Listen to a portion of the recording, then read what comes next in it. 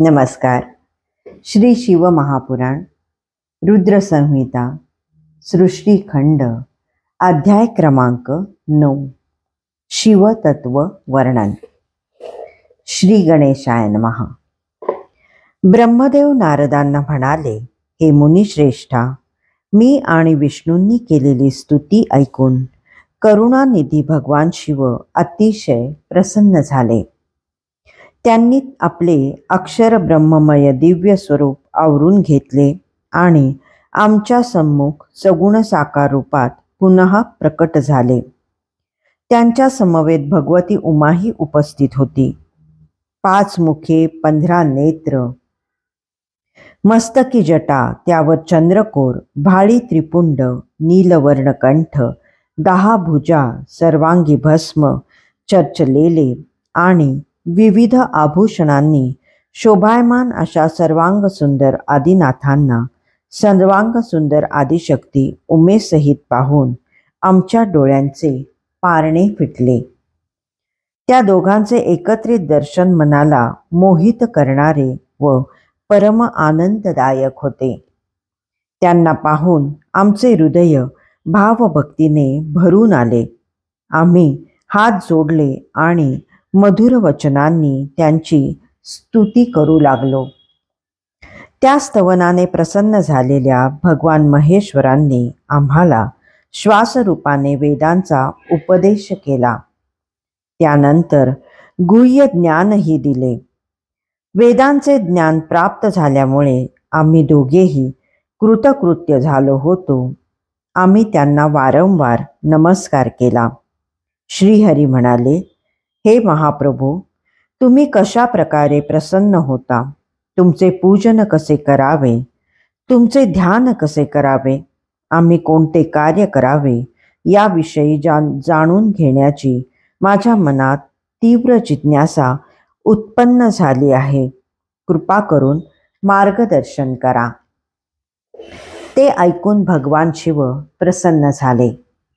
ते म्हणाले, हे श्रेष्ठ देवांनो, तुमची भक्ती पाहून मी खरोखरच संतुष्ट झालो आहे.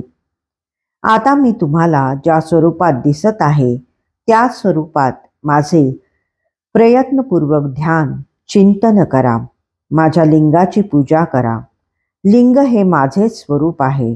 त्याची पूजा केल्याने मी संतुष्ट होतो. पूजकाला इच्छित फल देतो. माझ्या लिंगाच्या पूजनाने सर्व दुःख नाहीसे होते. तुम्ही दोघे महाबलवान आहात. माझ्या स्वरूपभूत प्रकृतीतून उत्पन्न झालेले आहात. माझ्या उजव्या अंगातून ब्रह्मदेव आणि डाव्या अंगातून विष्णूचे आविर्भवन झालेले आहे. मी तुमच्यावर अतिशय प्रसन्न आहे. तुमची माझ्यावरील भक्ती सतत वाढो असा तुम्हाला आशीर्वाद देतो. हे ब्रह्मा, तू माझ्या आज्ञेने सृष्टी कर. हे विष्णू, त्या चराचर सृष्टीचे तू पालन कर. त्यानंतर भगवान शंकरांनी आम्हाला त्यांच्या पूजनाचा सर्व विधी नीट समजावून सांगितला. तो श्रवण करून श्रीहरी म्हणाले, प्रभो, माझे आणि ब्रह्मदेवांचे भांडण झाले हे एका अर्थाने चांगलेच घडले, कारण त्यामुळेच आम्हाला तुमच्या दर्शनाचा व अनुग्रहाचा लाभ झाला. तुम्ही आमच्यावर प्रसन्न आहात म्हणून आम्ही विनम्रतापूर्वक एवढीच विनंती करतो की आम्हा दोघांची तुमच्या चरणी अविचल भक्ती राहो. त्याचप्रमाणे तुम्ही निजलीलेने अवतार घेऊन आम्हाला वेळोवेळी सहाय्य करा. ब्रह्मदेव म्हणाले, नारदा, श्रीहरींची विनंती प्रार्थना ऐकून भगवान शिव फारच प्रसन्न झाले. ते म्हणाले, हे विष्णू, मी सगुण आहे तसाच निर्गुणही आहे. मी सच्चिदानंद स्वरूप परमात्मा आहे. मी निर्विकार परब्रह्म आहे. मीच सृष्टीची निर्मिती, तिचे पालन पोषण व तिचा संहार करतो. मीच ब्रह्मा, विष्णू व रुद्र ही 3 स्वरूपे धारण करून कार्ये करतो. अशा प्रकारे विभिन्न नामरूपे धारण करूनही मी निष्कल आहे, मी भक्तवत्सल आहे, त्यांच्या सर्व इच्छा पूर्ण करतो. तू मला जी प्रार्थना केली आहेस ती मी अवश्य पूर्ण करेन. हे ब्रह्मा, माझ्यासारख्याच परम उत्कृष्ट पुरुष तुझ्या अंगातून प्रकट होईल. तो रुद्र नावाने ओळखला जाईल. माझ्या अंशाने प्रकट झालेला रुद्र माझ्या इतकाच सामर्थ्यवान असेल. नावापलीकडे आम्हा दोघात काहीही भेद असणार नाही. माझ्यासारखी त्याची पूजा केली जाईल. ज्योतीला पाण्याचा स्पर्श झाला तरी तिला स्पर्श दोष लागत नाही, त्याप्रमाणे मज निर्गुण परमात्म्याला कोणत्याही संयोगाने बंधन प्राप्त होत नाही. रुद्र हे माझेच रूप असेल, त्याच्यात व माझ्यात भेद करू नये. येथे एकच रूप जगत व्यवहारासाठी विभक्त होणार आहे. ज्याप्रमाणे अलंकार अनेक असले तरी त्यातील सोने एकच असते, त्याप्रमाणे येथे कार्यात भेद दिसत असला तरी कारणात भेद नाही. ही वस्तुस्थिती सर्वांनी चांगल्या प्रकारे लक्षात ठेवली पाहिजे. त्यांनी सर्वत्र शिवरूपच पाहिले पाहिजे. माझे रूप सनातन आहे, ते सर्व रूपांमध्ये सर्वत्र अधिष्ठित आहे. हे जाणणे हेच ज्ञान, म्हणून ब्रह्मदेव व विष्णू यांच्यात भेद करू नये. मी, तू हा ब्रह्मा आणि पुढे प्रकट होणारा रुद्र हे सर्व एक रूपच आहेत.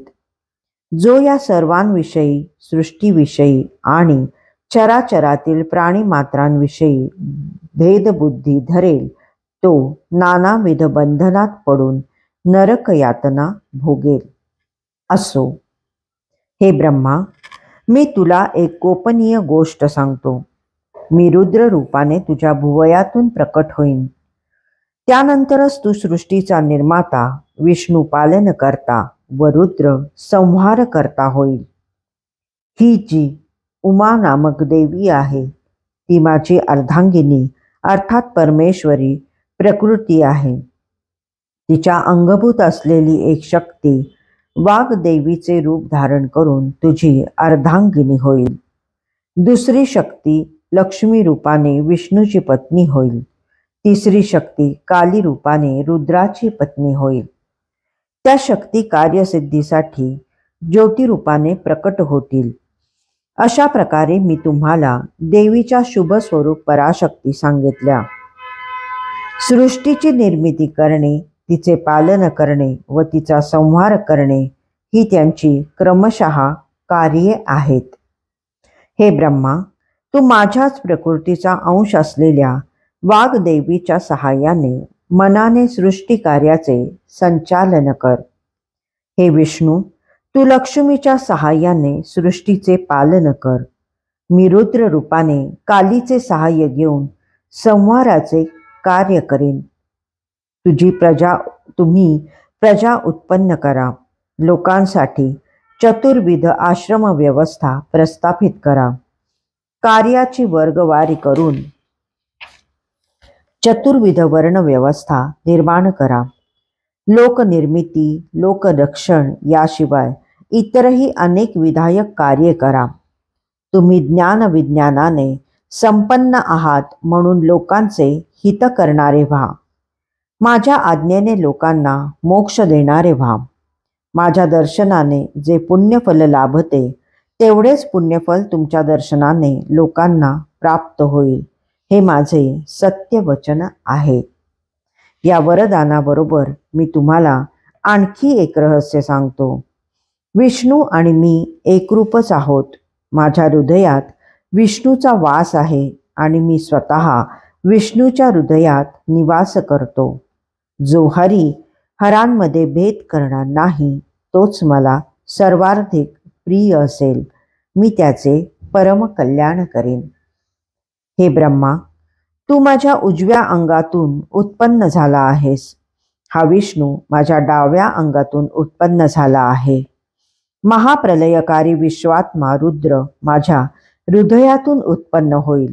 अशा प्रकारे मीच ब्रह्मा विष्णू रुद्र रूपाने 3 स्वरूपात प्रकट होऊन क्रमशः सत्व रज तम या 3 गुणांचा आश्रय घेऊन उत्पत्ती स्थिती लय ही त्रिविध कार्ये करणार आहे. अशा प्रकारे मी कारण परत्वे प्रकृतीचा आश्रय घेऊन सगुण साकार होत असलो तरी पुरुष आणि प्रकृतीच्या पलीकडचा आहे. मी कार्यानिमित्त 3ही गुणांचे ऐश्वर्य धारण करत असलो तरी गुणातीत आहे. मी अज, अव्यय, अविनाशी, अनंत, पूर्ण व निरंजन परब्रह्म आहे. मी सर्वव्यापी एकमेव परमात्मा आहे. हे ब्रह्मा, त्रिभुवनाची निर्मिती करणारा तू अंतर्बाह्य रजोगुणी आहेस. त्रैलोक्याचे पालन करणारा श्रीहरी आतमध्ये तमोगुणी व बाहेर सत्वगुणी आहे. तर त्रैलोक्य संहारक रुद्रदेव आतमध्ये सत्वगुणी व बाहेर तमोगुणी असेल. अशा प्रकारे तुम्हा तिघांमध्ये असलेले गुणाचे प्राबल्य ज्ञानीजनांच्या प्रत्ययास येईल. हे विष्णू, तू माझ्या आज्ञेने या सृष्टीकर्त्या ब्रह्मदेवाचेही प्रसन्नतेने पालन कर. त्यामुळे तू त्रैलोक्यात पूजनीय होशील. अध्याय 9 समाप्त.